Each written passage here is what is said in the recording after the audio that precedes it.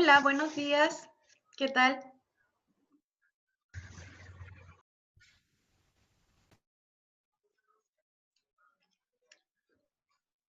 Bien. Parece que hay varios conectándose ya, agregándose a la clase. Chicos, ayer estuvimos haciendo varias cosas, ¿cierto? Les di las instrucciones del trabajo. Eso ya está en EVA. También está en EVA la presentación de la poesía visual, ¿cierto? Pero todavía hay algo que nos queda ver de los géneros híbridos. Entonces voy a compartir pantalla primero con la pizarra y mostrarles, ¿cierto?, lo que ya hemos visto. Hemos hablado en esta unidad de géneros híbridos, es decir, de géneros que tienen que ver con la poesía y las artes visuales. Hemos visto el caligrama, el acróstico.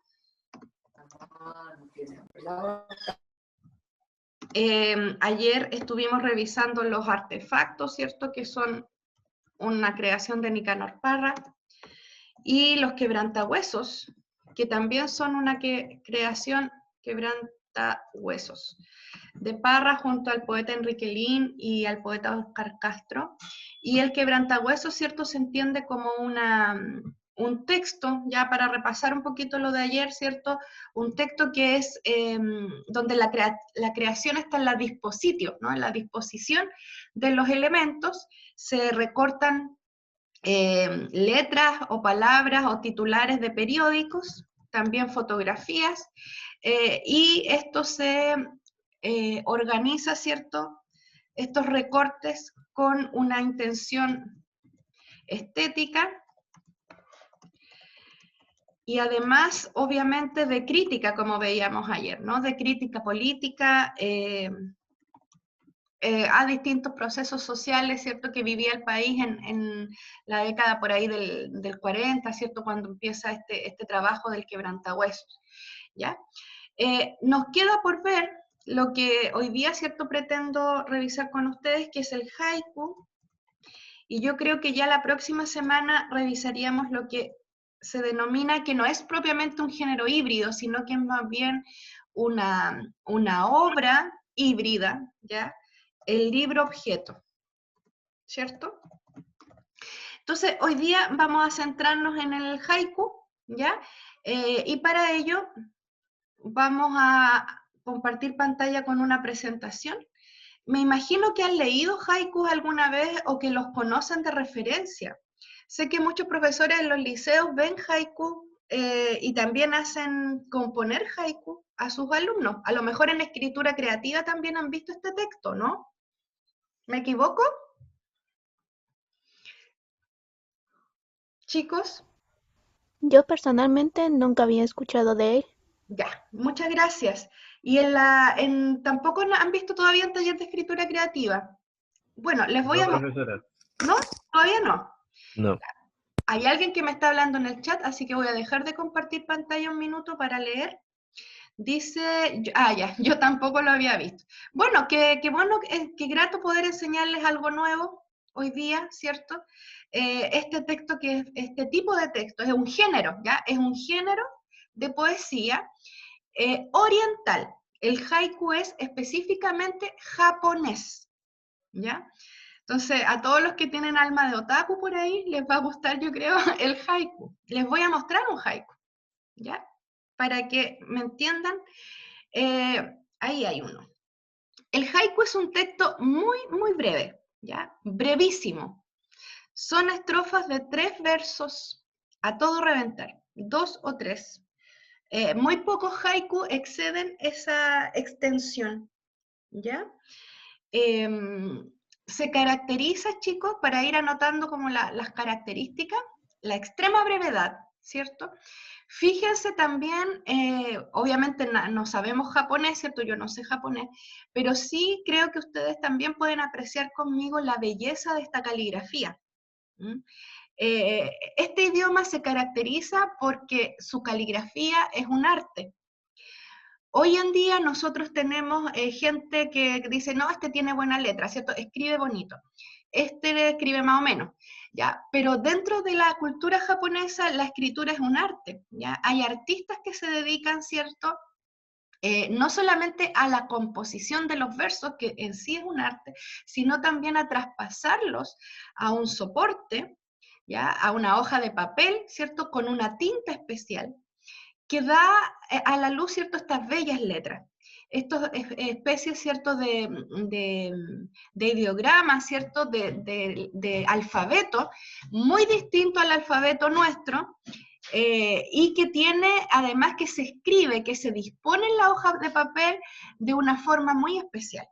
Entonces, el haiku no es solamente la escritura del texto, sino también la forma en que ese texto se dispone en la página, ¿ya? Una forma artística.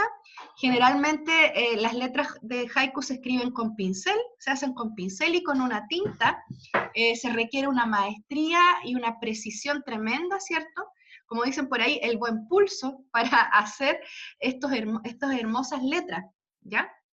Esa sería la segunda característica, ¿ya? La brevedad, la primera. El arte, que el arte está también en la caligrafía, ¿ya? Cómo esto se dispone en la página, porque además no es solo la letra, ¿ya? No es solo la letra la belleza, sino de qué manera se dispone, ¿ya? Porque el japonés se lee justamente de muchas maneras. Puede estar dispuesto de manera horizontal, de manera vertical, hacia un costado también con formas, ¿ya?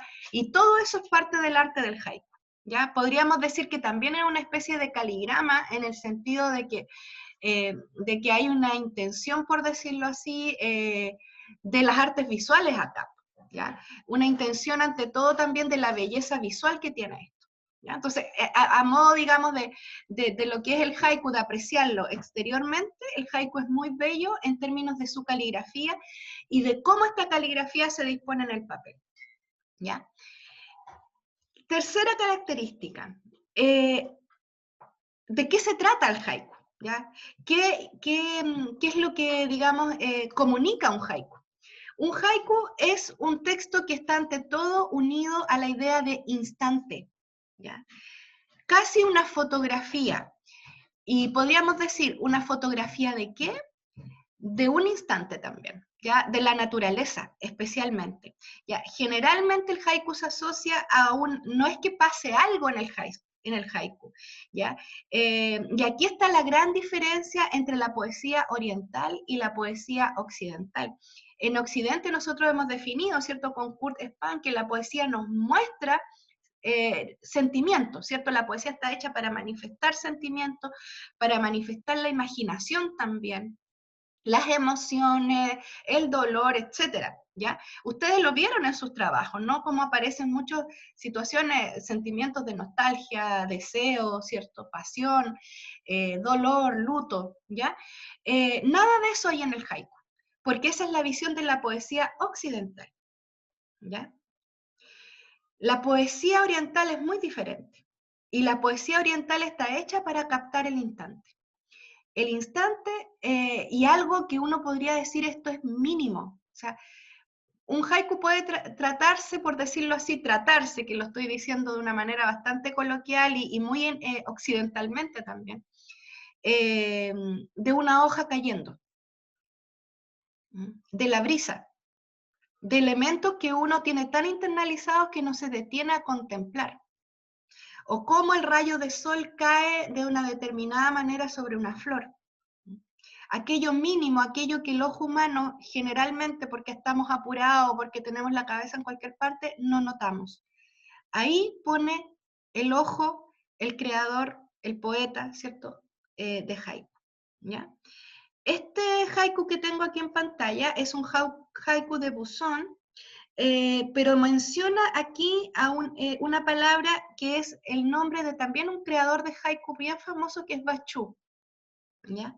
Entonces lo vamos a leer, dice, habiendo pasado Bachú, todavía el año no ha atardecido tras él.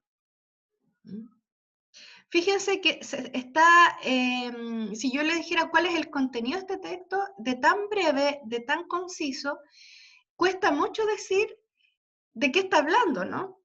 Y entonces tenemos que hay una persona que cometió una acción acá, dice, habiendo pasado Bachú, ¿cierto? Entonces yo podría decir, ¿qué significa que esta persona pasó? ¿A quién se le ocurre, a qué podría estar aludiendo? Que ya falleció.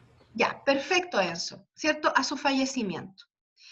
Y entonces dice que aunque Bachú murió, o ya que Bachú murió, ¿sí? Pero a pesar de eso parece, por el conector todavía, que es de tiempo, todavía el año no ha atardecido tras él. Entonces, ¿cómo entendemos estos versos que vienen después? Hay un autor famoso que falleció, ¿cierto? Pero este nuevo autor, este autor joven, ¿cierto? Dice, todavía el año no ha atardecido tras él. ¿Qué querrá decir? Porque todo esto es metafórico.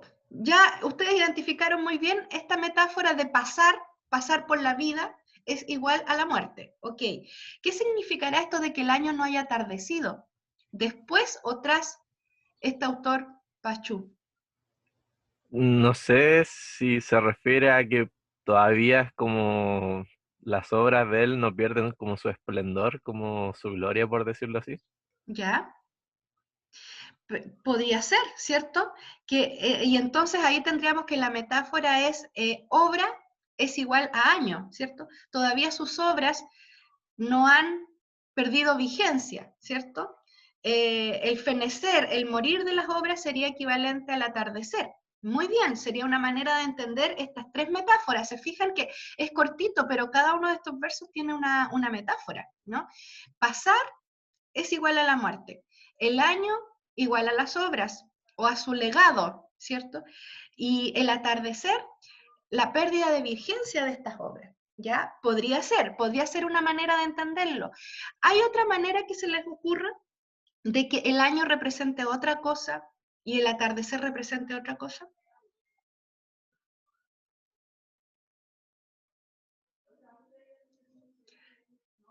¿Se les produce alguna idea al respecto? Quizás que murió joven. Ya, que a lo mejor murió en la flor de la vida, bien Alonso. ¿Alguna otra idea? Tendríamos un cadáver bonito, como dirían los simbolistas, ¿cierto? Dejó un bonito cadáver, sería una manera de entenderlo. Perfecto. ¿Algo más?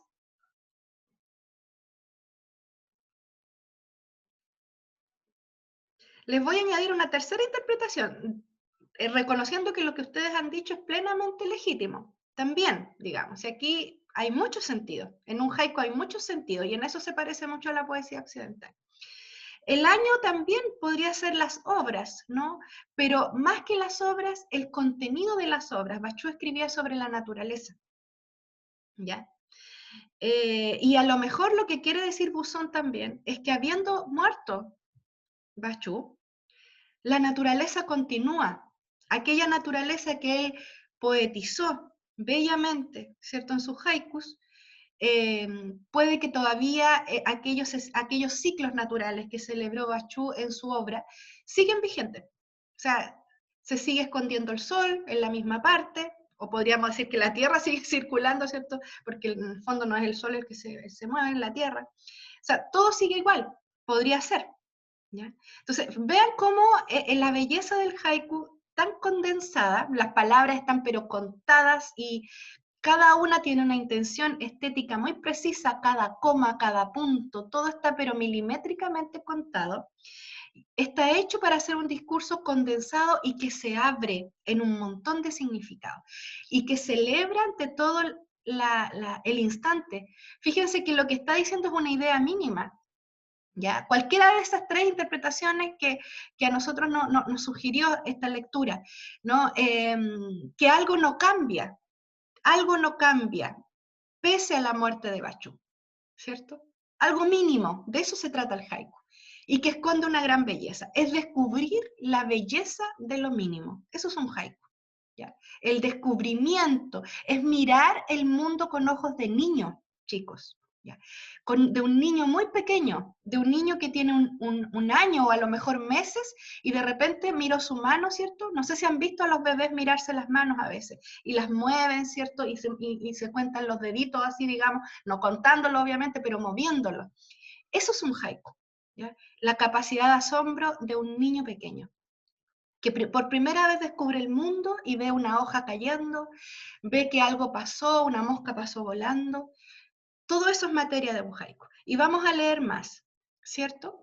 Este es otro haiku. Acá el comentarista, ¿cierto? Después les voy a mostrar la bibliografía de este trabajo. Este es un haiku de Bachú, ¿ya? Para este comentarista es el haiku más crucial que se haya escrito jamás y que ha sido bastante comentado por distintos comentaristas, ¿ya? De haiku. Vemos acá bellamente la caligrafía japonesa, ¿cierto? Lo que está abajo es la firma, ¿no? del poeta. Y el haiku dice lo siguiente. Bueno, todo esto está en símbolos, ¿ya? Si ustedes se fijan, acá voy a mostrarles también el comentario. Se muestra la traducción literal y cómo esto, cada una de estas palabras, Sakura, Saku, Koro, Tori, Achi, Nion, Uma, Chion, ¿cierto? Corresponden a lo que podría ser en español cerezo, florecer, época, pájaro, pata, 2 piezas, caballo, 4 piezas. Entonces aquí también hay una labor muy importante del traductor, que en este caso es Onitsura. Porque si ustedes se fijan son conceptos, ¿ya? Cerezo, florecer, época. Y entonces Onitsura arma este verso, cuando florece el cerezo. ¿Mm? Y luego, 2 patas para el pájaro. Aquí me salté, parece, porque estoy en otro. No es este el haiku que... Este es el haiku más relevante que se ha escrito jamás, más crucial, dice el comentarista, ¿no? Aquí sí. Y lo mismo, ¿cierto? Esto es de Bachú, ¿ya? Y entonces por eso me extrañaba la cuestión, de que, de que estaba leyendo otra cosa. Furuike ya, viejo estanque. Kawasu tobikomu, rana, zambullirse. Misu no oto, agua es igual posesor, anota aquí el traductor, es igual ruido, o / ruido. Distintos, cada una de las letras encarna un símbolo.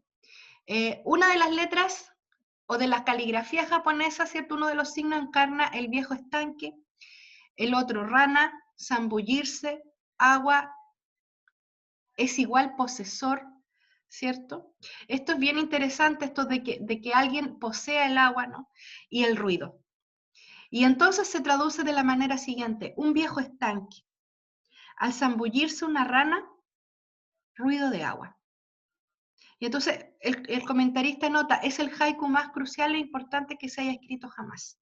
Entonces uno podría decir, ¿por qué? Bueno, porque captura la esencia de lo que es el género. Y lo más relevante, a eso me quiero referir con esencia, lo más relevante, lo que define al haiku, ¿ya? El instante. Fíjense que en el texto no pasa nada, ¿ya? Esto es como un segundo. Pero claro que esto podría asombrar mucho a un niño, ¿se fijan? Es mirar al mundo con ojos de niño. Hay un viejo estanque y en el viejo estanque se zambulle una rana y la rana produce un ruido de agua. Y eso es todo. Fíjense que esto ni siquiera tiene metáfora, ¿eh? O sea, es tan literal. Pero también podría ser, aquí habría que estudiar mucho la cultura japonesa, ¿cierto? También podría ser un símbolo de algún proceso del alma humana. Quizás habría que saber algo de budismo o de otras partes, ¿cierto? De esta hermosa cultura. Para entender qué significa quizás en el budismo el viejo estanque y que la rana se zambulla, ¿cierto? Y que hay un ruido de agua cuando la rana se zambulle, o sea, ¿hacia dónde va simbólicamente esto? ¿Ya?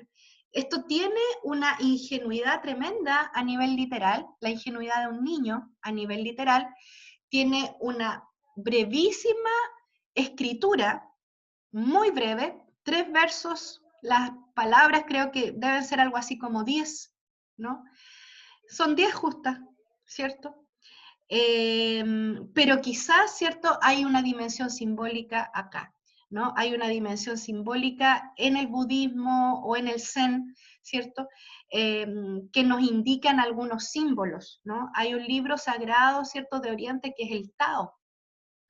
Y el Tao tiene esta misma conformación del haiku, de brevedad y de cosas, digamos, que cuesta mucho entender. O sea, ¿a qué se está refiriendo con? A nivel de instante esto yo lo puedo entender, ¿cierto? Es quizás yo pestañeé y me perdí este instante. Otra persona lo captó. Y entonces, ¿cierto? Se hizo cargo de la belleza, ¿cierto? Al captar esto, se hizo cargo de la belleza de ese instante tan simple, tan sencillo. Pero la pregunta es, y aquí ya para un nivel superior, ¿cierto? Si uno quiere seguir estudiando esta cultura también y este tipo de textos, ¿qué hay detrás simbólicamente? ¿No? ¿Qué hay? ¿Qué significa el viejo estanque? ¿Qué significa el zambullirse de una rana en el estanque? ¿Cierto? ¿Y qué significa el ruido de agua como consecuencia, ¿cierto? De que la rana se zambulla, ¿ya?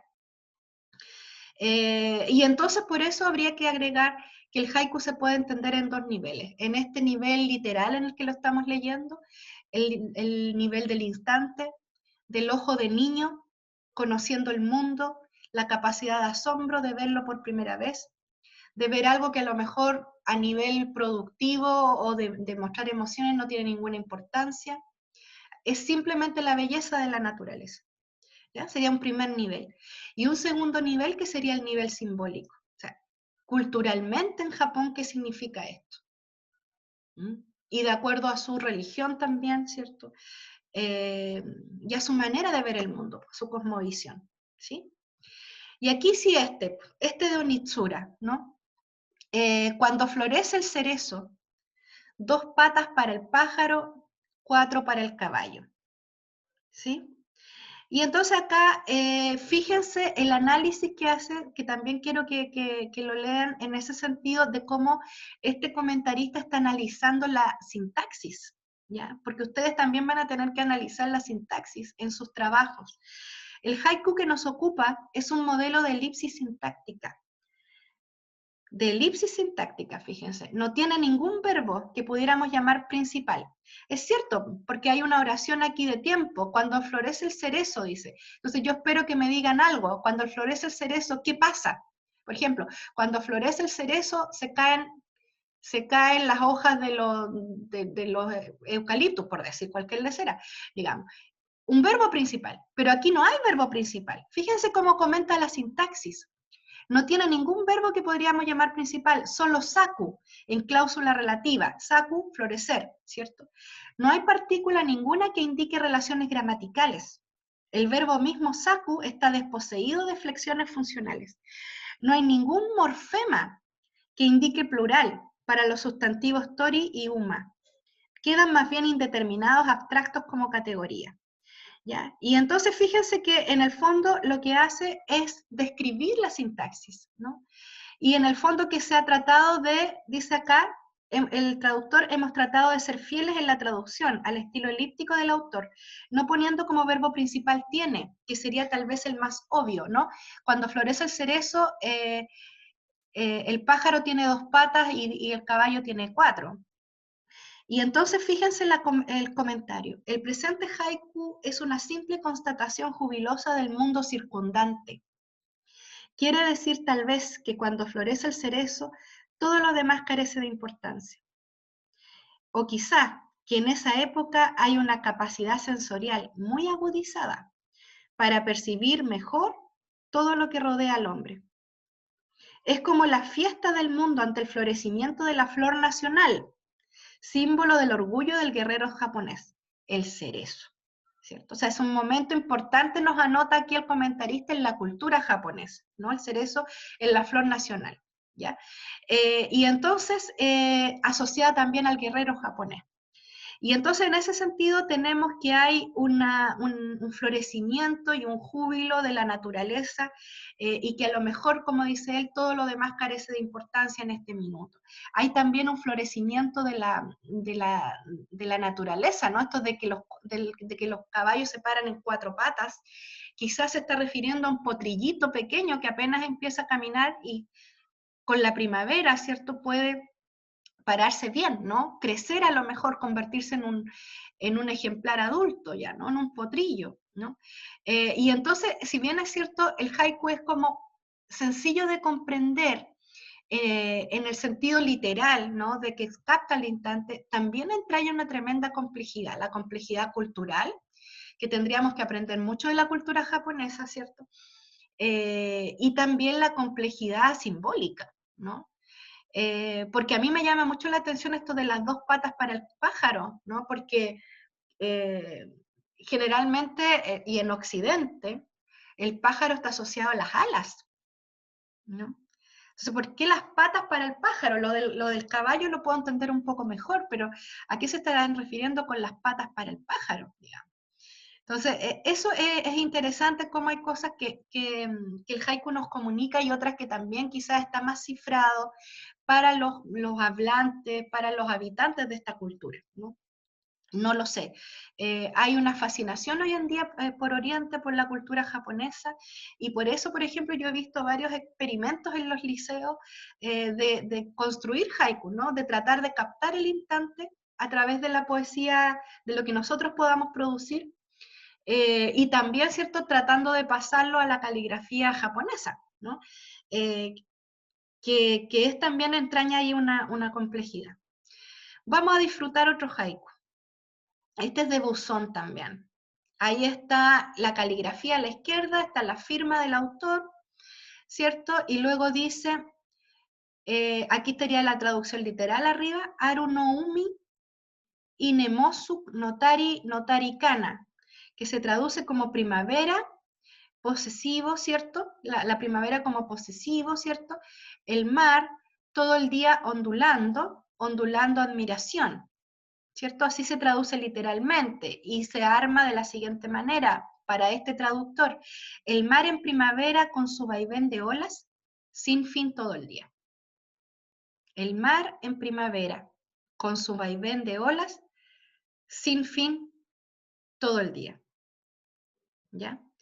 Y entonces, ¿cierto? Los traductores aquí y la gente que ha comentado este haiku, lo que discuten, ¿cierto? Es a qué olas se está refiriendo, ¿ya? Si son las olas de la playa que mueren, o si son las olas altas en alta mar. Pero en el fondo, el haiku lo que celebra es el movimiento del mar. Eh, Y hay gente que también, habría que decirlo, que no está muy de acuerdo con que los haikus tengan una dimensión simbólica, que muchas veces hay que entenderlos así, como la sencillez del instante, ¿no? Y es eso nomás. Es el mar, que no es el mar de invierno, ni de otoño, ni de verano, es el mar en primavera. Habría que ver cómo es el mar de primavera en Japón también. Ya nosotros tenemos la idea del mar chileno, pero el mar chileno es bastante distinto a otros mares, ¿cierto? Y el movimiento de las olas. Eso es lo que celebra este haiku. ¿Ya? Aquí tenemos otro. Este es de buzón también. Línea de gansos en vuelo. No sé si han visto alguna vez las aves, ¿cierto?, emigrando o simplemente volando de un lugar a otro. Línea de gansos en vuelo al pie de la colina. La luna puesta por sello. Y aquí sí también podemos notar metáforas, ¿cierto? Hay aquí un verso bastante literal, los gansos volando, ¿cierto? Y luego que al pie de la colina, probablemente el que está observando esto está ubicado, pienso yo. No sé cómo lo ven ustedes. Y que al pie de la colina esta persona está observando la línea de gansos, pero a la vez está observando la luna, pero la luna puesta por sello, fíjense. ¿Sello de qué podríamos decir? ¿Sello de este instante, tal vez? de este precioso momento en que los gansos emprenden un vuelo, ¿cierto? Y que la luna está ahí como verificando, ¿no? Como en una especie de actitud notarial, eh, verificando lo que está sucediendo ahí, ¿no? No lo sé. Leemos aquí el comentarista, dice, bueno, aquí está la traducción literal, ¿no? Una línea que es posesivo, los gansos salvajes, pie de la colina en luna, sella, y luego dice que, miren, que Ish-gyo se refiere a una línea de escritura, que en japonés es de arriba abajo, ¿no? Los gansos no están volando, dice, pues en posición horizontal, ¿ya? No están volando en posición horizontal, han dado la vuelta y vuelan hacia abajo, pero todavía por encima de las colinas y la luna. Los gansos se escriben como un verso en el cielo, o sea que esto sería como una imagen de la escritura, ¿se fijan? ¿Ya? Pero yo no tenía idea, por ejemplo, como hablante chilena, que esta palabra ish-gyo significa línea de escritura. ¿Por qué lo sabe este comentarista? Bueno, porque ha estudiado la escritura japonesa, ¿no? Entonces, que los gansos están escribiendo como un verso en el cielo. La luna queda como una nota en rojo, como si el sello del artista, como el sello del artista al pie del cuadro. El artista japonés firma con su sello rojo. Y esto lo daría, ¿cierto?, el comentarista como un dato, ¿no? Que el sello rojo del artista está abajo, ¿cierto? El haiku está arriba, entonces esta escena de los gansos volando sería un espejo, por decirlo así, de la página que escribe un artista japonés. Y entonces dice, quien pone el sello de la luna es algo que no dice el poeta y queda enteramente a la imaginación del lector. Buzón ha visto aquí en la naturaleza no solamente el tema de un cuadro, sino el cuadro ya acabado. ¿Mm? O sea, es una belleza de texto, ¿cierto? Un texto que podríamos llamar del comentario que hace este estudioso,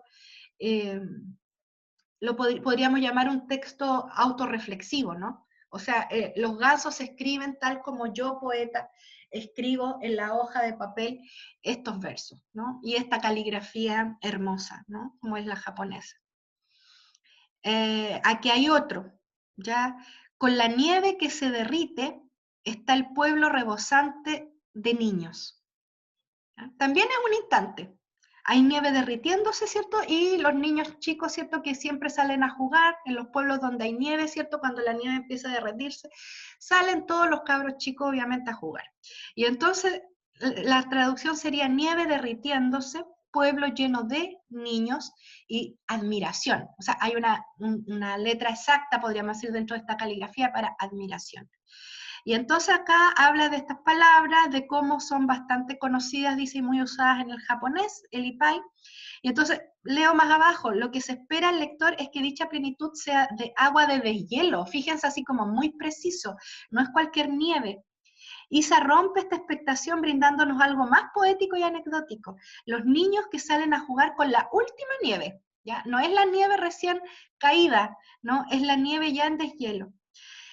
La partícula de enlace hace a esta última palabra la más importante, ya que cierra el sentido, ¿cierto? La partícula niños. Kodomo tiene un morfema de plural domo, pero en Kodomo no tiene necesariamente sentido de plural, está prácticamente desemantizado. Ya, entonces está ahí, ¿cierto? Lo que él nos puede aportar, cómo hay una precisión tremenda para hablar del tipo de nieve, ¿sí? Y este júbilo, esta alegría de los niños, ¿cierto? Fíjense la personificación del pueblo rebosante, que algo va a desbordarse, ¿no? Eso quiere decir rebosante, ¿no? Generalmente se ocupa para las copas, rebosa una copa, el pueblo rebosa de niños, ¿no? Un bellísimo haiku también, ¿no? Ni siquiera están todavía, o sea, nosotros podemos intuir muchos movimientos de niños en el texto, ¿no? Como los niños a lo mejor se tiran nieve, ¿cierto? O andan corriendo, o se caen, o a lo mejor juegan en estas especies de trineos, por decirlo así, ¿cierto? Algunos con bolsas que a veces se arrojan de un lado para otro. Podemos intuir todo este movimiento en 3 versos, ¿no? Y solo en decir pueblo rebosante de niños. ¿Mm? El poeta ahorra de describir quizá los juegos de los niños, solamente con el adjetivo rebosante. El pueblo está rebosante de niños, con la nieve. ¿Mm? Otro bellísimo haiku. O sea, bueno, por lo menos a mí me parecen bellísimos. Y obviamente hay que leer estos textos desprejuiciados, porque se fijan, no sé si comparten conmigo, pero a veces como lectores occidentales estamos esperando que los textos comuniquen algo como de importancia, pero en un sentido de importancia productiva o burguesa, ¿no? De que pase algo, ¿ya? Y a veces esta poesía justamente nos lleva a aterrizar en la realidad de otra manera, a decir que el instante es mucho más poderoso que la acción. ¿Mm?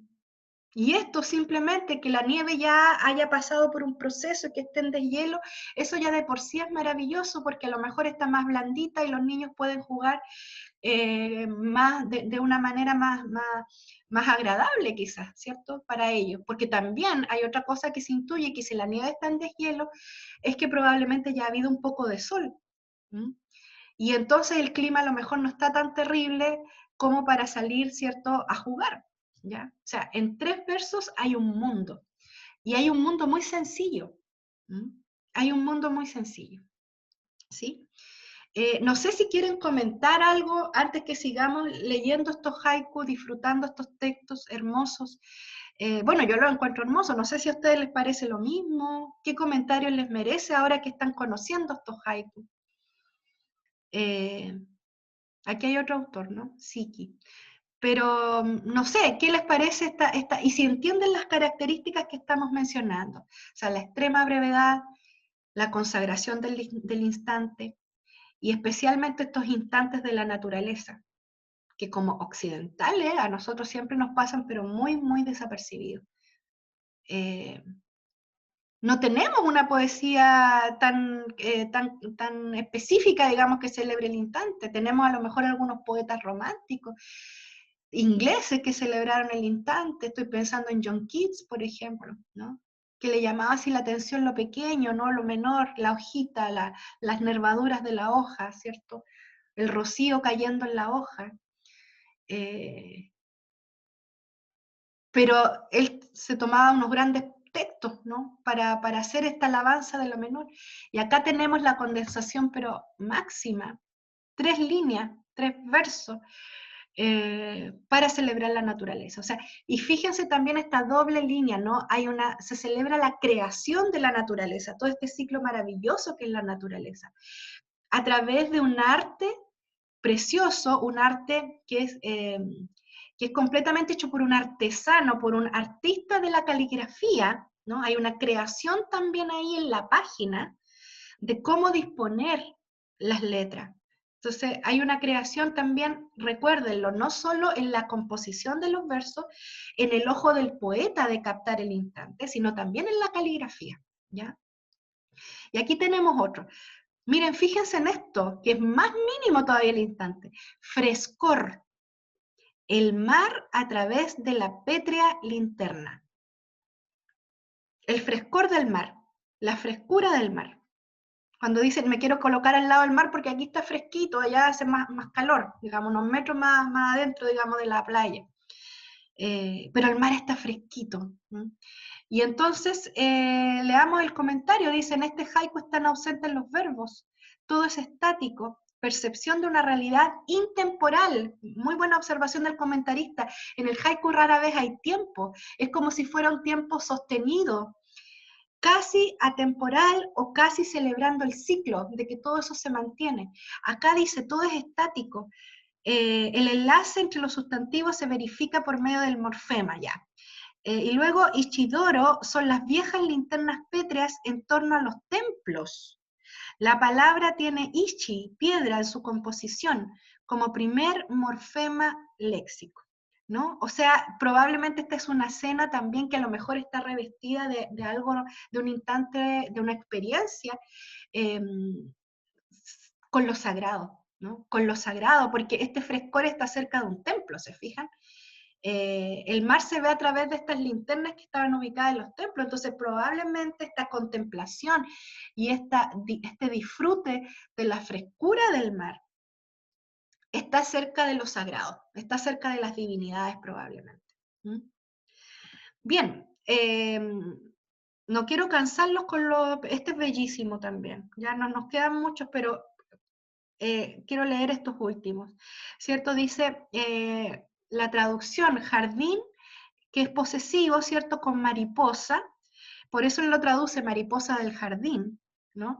Niño, si se arrastra, volar, si se arrastra, volar, ¿no? Dice mariposa del jardín, si avanza el niño, echa a volar, si avanza, vuela.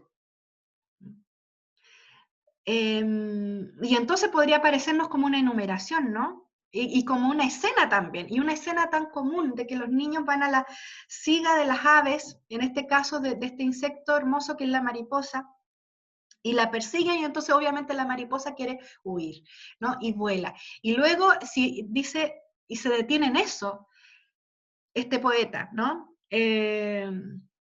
Si avanza el hiriendo niño, ¿no? Vuela. Ese es el instante que a él le parece digno de la celebración. Y entonces, bueno, el comentarista nos llama la atención de la disposición gráfica, ¿ya? ¿Por qué? Porque fíjense que dice que sugiere intencionalmente el vuelo de una mariposa, es decir, que la caligrafía japonesa fue dispuesta, ¿cierto? Sugiriendo la misma escena, ¿ya?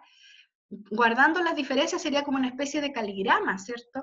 Con letras, porque se sugiere la mariposa volando, arrancando, ¿cierto?, del niño, ¿ya?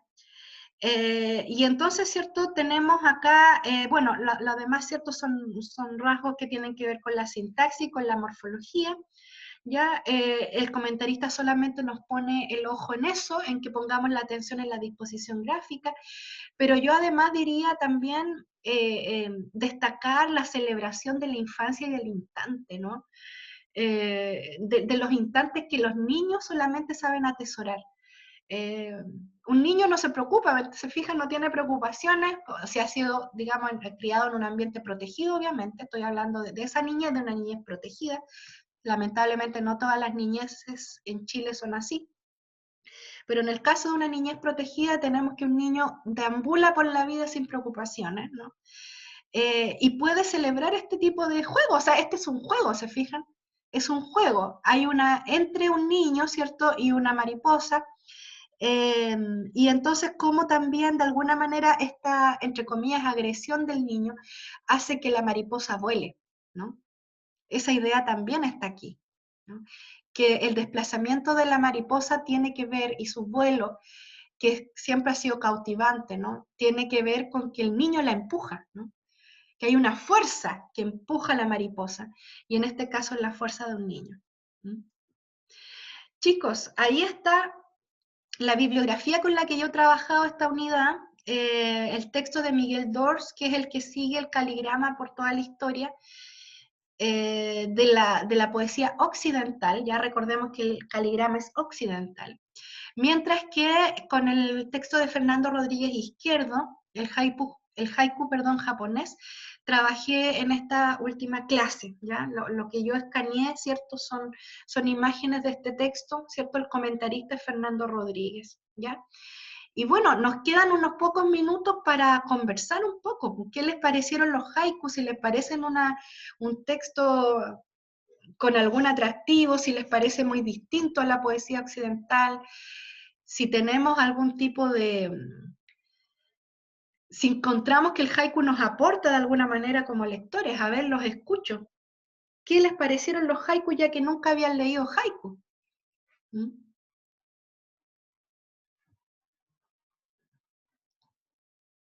¿Quedaron para adentro? ¿Qué pasó? A ver, Creo Adriana. que nos aporta como a ver la belleza en las cosas tan sencillas que uno vive, porque los otros poetas como que rebuscan y rebuscan en palabras a veces como, no sé, como para deslumbrar al lector, pero acá no, son palabras sencillas de momentos que todos vivimos y que tal vez no vemos la belleza de esos momentos. Mm. Sí, Adriana, gracias por tu comentario. Es cierto, justamente el haiku nos lleva a una, yo insisto con la idea de la niñez, Lo que está diciendo Damián también acá en el chat, voy a leer, dice, muy lindos, me encantaron, pensaba en el asombro de los niños de mi alrededor al conocer cosas nuevas, exacto, ese es el momento también, podríamos decir, que recupera el haiku, ¿no? Una infancia, y si ustedes se fijan, el tiempo está anulado, la poesía occidental es tan de recordar, por ejemplo, el pasado, que lo que viví ayer, que me dejaron, que yo dejé, etcétera, todos estos rollos que son tan occidentales, digamos, ¿no? De haber tenido grandes cosas que se perdieron, ¿no? Eso es un gran tema de la poesía occidental.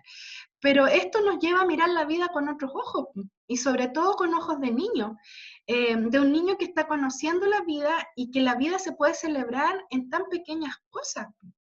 En tan pequeñas cosas, si no hay que ganarse un premio en la lotería, qué sé yo, o que le pase un tremendo acontecimiento, ¿no? Para que uno se dé cuenta que está vivo. Eso es lo que te dice el haiku de alguna manera, ¿no?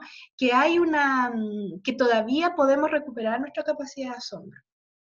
Y enriquecernos con la belleza de nuestro entorno, ¿sí? Ver volar un ave, ver a una mariposa que se aleja de un niño, ¿cierto? Y emprender un vuelo tan hermoso. Verla también como una criatura inalcanzable, ¿no? Que no se deja atrapar. O sea, esto esta escena hermosa, ¿cierto? Del niño tras la mariposa, nos lleva a pensar en muchas cosas, no tanto en el niño como en la mariposa, de cómo la mariposa se deviene como una especie de símbolo de la libertad eterna, de que no se deja agarrar, tomar, ¿cierto? Ni encarcelar por nada. Y que en ese huir, ¿cierto? Hay una gran belleza también. O sea, todas las escenas, creo yo, por más simples que sean, tienen un tremendo contenido. ¿Mm?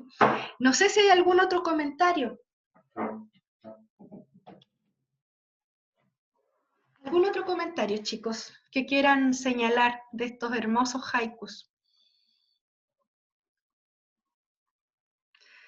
¿No? Yo alguna vez tuve la exposición de un colega amigo justamente, que es un profesor de liceo, que le encanta en la cultura japonesa. También, como yo les decía, esta cultura de los otaku, ¿cierto? De los anime y todas esas cosas, sirve mucho para entrar a veces y llevarle a los niños la poesía oriental, ¿ya? Yo los invito a seguir estudiando esta hermosa cultura, ¿ya? Y a leer más haiku. Hay ediciones de haiku bellísimas que ponen la caligrafía en el lado izquierdo, como aparecía en este texto, y ponen también la traducción en ese lado izquierdo, y también ponen una fotografía de lo que este haiku podría representar. De alguna manera es una mirada más occidental del haiku, porque el haiku juega mucho con la imaginación del lector. O sea, me imagino que para el escritor japonés no es tan fantástico, digamos, que el haiku se acompañe con una foto. Es como una visión más occidental, se fijan, porque está todo en la imaginación del lector. O sea, por ejemplo, eso de la luna con el sello, y aquí el comentarista dice que el sello que lo decida el lector, de quién me pone el sello, digamos. Eso es muy del mundo del haiku, de que en el fondo lo que se busca es que el lector recupere en su mente alguna experiencia previa donde vivió ese instante, o quizás la intente crear, ¿ya? En su imaginación, ¿no? Esto de, por ejemplo, el frescor, la frescura del mar, ¿cierto? Que muchas veces nosotros la podemos experimentar al ir a la playa, por ejemplo, y acercar el rostro al mar, y sentir cómo esa frescura viene, ¿cierto? A la cara. Es una sensación bien agradable, ¿no? Es pura, es pura sensorialidad, ¿ya? El haiku es muy sensorial y nos lleva como lectores a recuperar esa sensorialidad. Entonces, bueno, yo les contaba a este colega amigo, ¿cierto? Él hizo un proyecto en su colegio, creo que era un primero medio, ¿ya? Y entonces leyeron mucho haiku. Algunos niños se entusiasmaron con esto de hacer caligrafía japonesa, y también algunos que querían sacar fotos, qué sé yo, y otros que tenían como más la índole poeta, digamos, de empezar a componer los versos, ¿ya? Y se armaron lindos grupos de trabajo, entre unos que hacían la caligrafía, otros que hacían el texto y otros que sacaban las fotos o los pintaban también, porque habían unos bien artistas, ¿cierto? Que y con acuarelas, qué sé yo, hicieron unos cuadros bellísimos, ¿ya? Fue un muy lindo trabajo. Entonces yo los insto como profe a buscar estas formas hermosas de acercar a la poesía, ¿cierto? acercar a los alumnos, perdón, a la poesía. Aquí hay otro tipo de género, otro género hermoso, ¿cierto? Que a lo mejor a los alumnos, sobre todo aquellos que, ustedes saben que los japoneses ahora están de moda, pues, pueden entonces acercarlo a estos textos bellísimos, ¿ya? Ustedes encuentran mucho material de haiku en la web. Hay una fundación que se llama Satori, igual que hace poco hizo un conversatorio sobre haiku, que discutieron con sobre los principales autores de haiku, uno de los principales que es Bashu, ¿cierto? Y otros, ¿ya? Así que yo les invito a buscar también en Facebook Satori, ¿cierto? Que es una fundación de la cultura japonesa y que tiene este bellísimo trabajo, ¿cierto? Este conversatorio sobre haiku, ¿ya? No sé si quieren hacer alguna pregunta más o comentario o algo, no sé.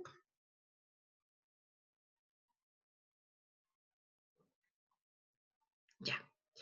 Bien, chicos. Entonces, nos vemos el miércoles. El miércoles vamos a tomar un ratito de la hora para cerrar con esta unidad de géneros híbridos con el libro objeto y ya luego me dedico yo a prepararlo, ¿cierto?, para su trabajo final. Vamos a empezar a revisar lo de Elker, así que les pido que lean el texto. Yo hace tiempo que les había avisado que leyeran, ¿cierto? Entonces vamos a trabajar con eso y con la intertextualidad y con la teoría de la imaginación material para que ya completen los contenidos para su trabajo, ¿ya? Un gran abrazo y que estén muy bien. Chao, Chao, profe, profe. cuídese. Igual ustedes. Un abrazo, buen fin de Chao, semana. profe. Chao, chao.